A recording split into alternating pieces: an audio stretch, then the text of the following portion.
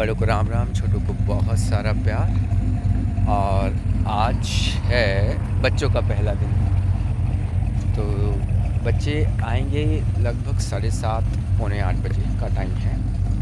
लेकिन मैं आपको दिखाऊं, अभी टाइम पौने 7 का, मतलब 1 घंटा पहले देखो प्रिंसिपल, दोनों असिस्टेंट प्रिंसिपल और लगभग 80% स्टाफ जो है ना वो आ चुका है। तो मुझे लगता है इससे आप लोगों को ये अंदाज़ा लग गया होगा कि यहाँ पे टीचिंग प्रोफाइल कैसा है ना। कि देखो 1 घंटा पहले सब आ गए हैं। जय Shri Ram.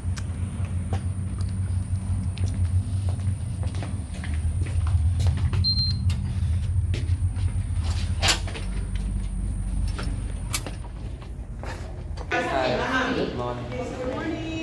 Good morning mister Ran. Y'all ready? We are ready mister Ran. Good.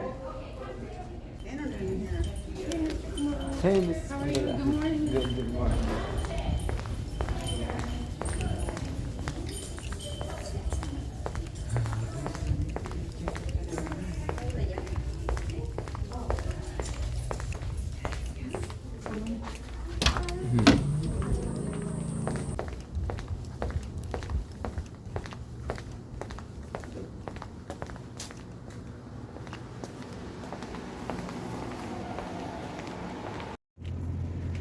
तो अब बज गए हैं 12 और लंच टाइम हो गया है। लंच टाइम वैसे ख़त्म हो गया, 2 मिनट बची हुई हैं। तो मैंने सोचा आप लोगों से बात करूं। तो देखिए 7। Hello miss Sharma, how are you? आपका मुझे तो मुझे पूछना था कभी का कि I don't know, बाद में पूछते। तो अब फाइनली आज का दिन ख़त्म हुआ, पहला दिन।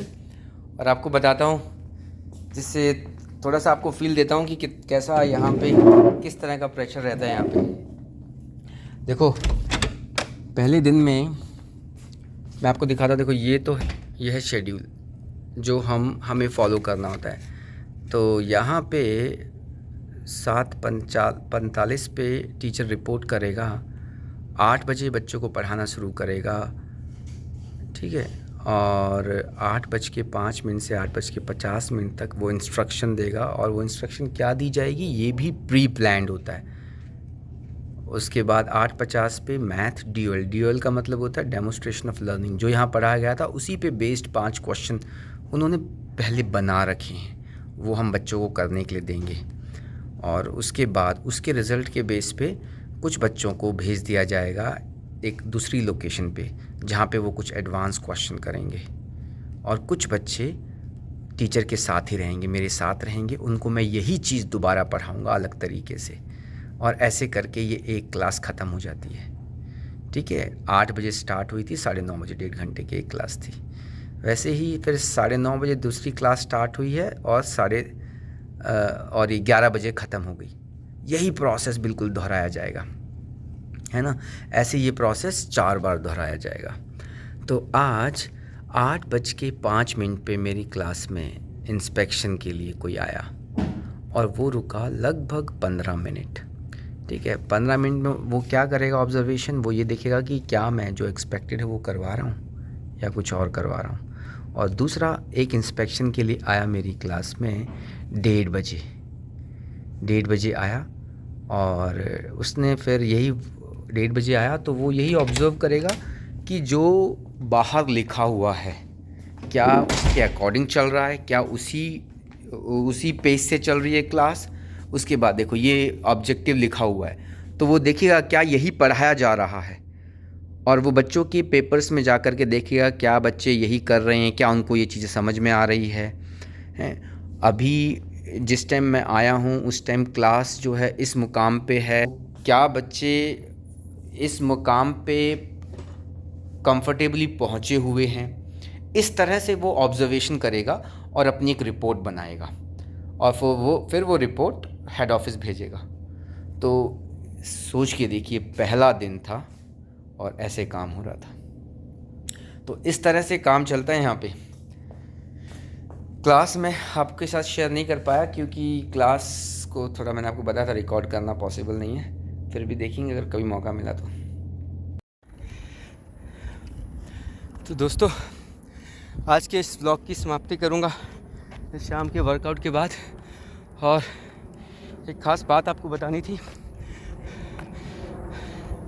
मुझे लगा कि ये जो मैं आपको अमेरिकन स्कूल के बारे में दिखा रहा हूँ, कैसा वर्क कल्चर होता है यहाँ पे, इससे ना इससे एक गलत धारणा या फिर कहूँ एक गलत मैसेज जा सकता है आप लोगों के पास कि अमेरिका में जो स्कूलों में पढ़ाई है या फिर जो टीचिंग प्रोफाइल है वो बहुत टफ़ होता है। लेकिन ऐसा नहीं है।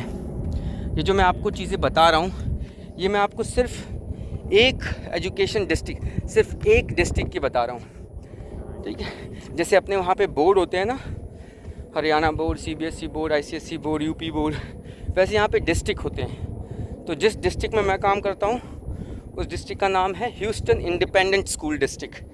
ऐसे यहाँ पे बहुत सारे स्कूल डिस्ट्रिक्ट्स हैं। उसमें से ये जो मैंने आपको बातें बताई, ये सिर्फ एक स्कूल डिस्ट्रिक्ट की बात है।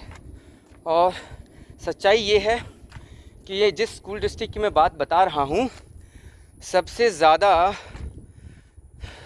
ज़्यादा मैं कहूँ सबसे टफ़ प्रोफाइल इसी स्कूल डिस्ट्रिक्ट ने बनाया हुआ है। बाकी स्कूल डिस्ट्रिक्ट्स में बड़ा कंफर्टेबल प्रोफाइल है। टफ़ उनके लिए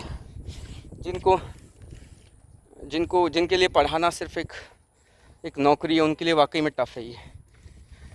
लेकिन जिनके लिए पढ़ाना पैशन है, उनके लिए टफ़ नहीं है, उनको बहुत अच्छा लगता है क्योंकि सीखने को बहुत कुछ मिलता है।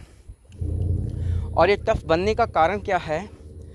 देखिए, हमारे जिस स्कूल डिस्ट्रिक्ट में मैं हूँ, पिछले साल इस स्कूल डिस्ट्रिक्ट को टेक्सास स्टेट ने टेक ओवर कर लिया। पहले ये फेडरल गवर्नमेंट के अंडर आता था, तो इसको स्टेट ने टेक ओवर कर लिया लास्ट ईयर।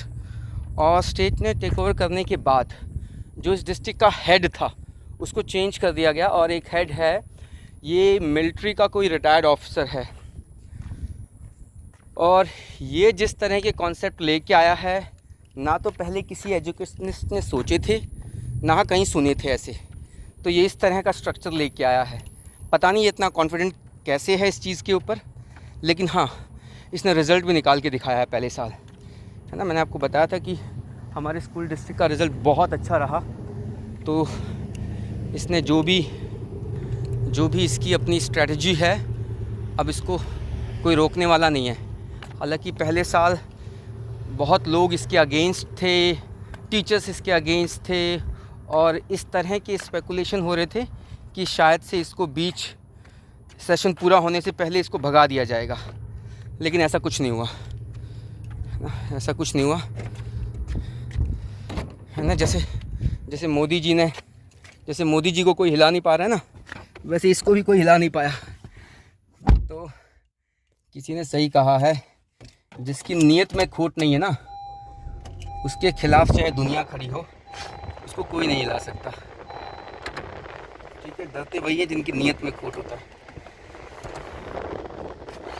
तो इसलिए आप लोग ये मत सोचिएगा कि अमेरिका में टीचिंग प्रोफाइल जो है वो इतना ज़्यादा टफ़ होता है, ऐसा कुछ नहीं है। बहुत कंफर्टेबल जॉब है, ज़्यादातर डिस्ट्रिक्ट्स में बहुत कंफर्टेबल जॉब है। और जो भी टीचर यहाँ पे हैं 20 साल से 25 साल से, सबका कहना यही है, हमें 20 साल हो गए, 25 साल हो गए जॉब करते हुए इस डिस्ट्रिक्ट के अंदर, हमने ऐसा माहौल कभी भी नहीं देखा। बहुत कंफर्टेबल माहौल रहता था हमेशा। हाँ, तो यही है कि मैंने सोचा कि शायद जो चीज़ें मैं बता रहा हूँ, शायद उनसे आप लोग एक गलत पिक्चर बना लेंगे अमेरिकन एजुकेशन स्ट्रक्चर के बारे में। तो ऐसा नहीं है। हाँ, अच्छा ज़रूर है, बहुत सी चीज़ें जो है वो थ्रू आउट एजुकेशन स्ट्रक्चर में आपको मिल जाएंगी यहाँ पे। जैसे इन लोगों का जो स्ट्रीम डिवीज़न है, हमारी तरह बहुत ज़्यादा स्ट्रिक्ट स्ट्रीम डिवीज़न नहीं है, medical, non medical, commerce, humanity, ऐसा नहीं है। और दूसरा, इन लोगों का जो इंस्ट्रक्शनल मेथड है, इंस्ट्रक्शन देने का जो मेथड है, वो हमारी जैसा नहीं है। ये यहाँ पे टीचर सेंट्रिक क्लासरूम नहीं होते, स्टूडेंट सेंट्रिक क्लासरूम होते हैं। टीचर सिर्फ एक फैसिलिटेटर का रोल प्ले करता है, और एक्टिविटी बेस्ड लर्निंग में ज़्यादा विश्वास करते हैं ये लोग। और बच्चों को पढ़ाई के अलावा और भी बहुत सारे एक्सपोजर्स देते हैं ये लोग। For example,